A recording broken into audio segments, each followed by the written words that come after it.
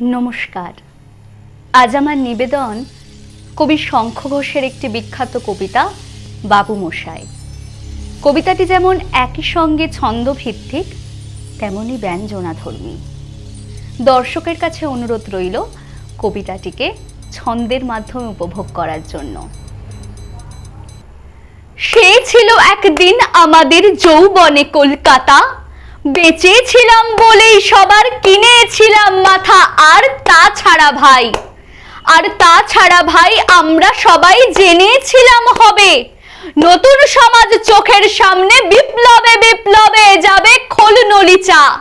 যাবে খোলনলিচা, পাল্টে বিচার করবে নিচু জনে। কিন্তু সেদিন খুব কাছে নয়, জানেন সেটা মনে, মিত্র বাবু মশাই বিষয়ে আশয় বাড়িয়ে যান তাই। মাঝে মধ্যে ভাবেন তাদের নুনান্তে পান্তাই, নিত্য ফুরোয় যাদের সাধাল্লাদের শেষ তলানি টুকু, চিরটাকাল রাখবে তাদের পায়ের তলার কুকুর। সেটা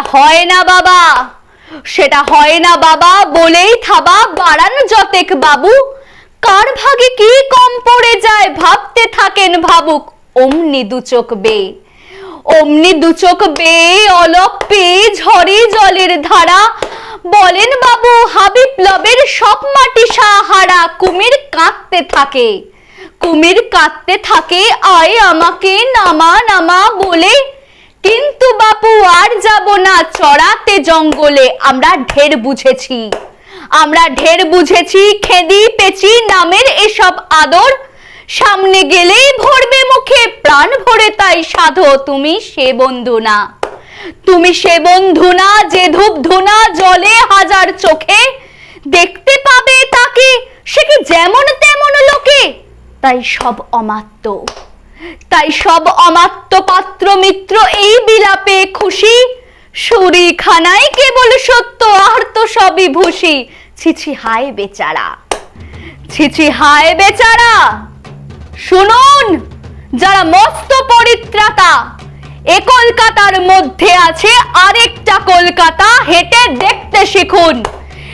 দেখতে শিখুন ঝরছে কি খুন দিনে রাতের মাথায়। আরেকটা কলকাতায় সাহেব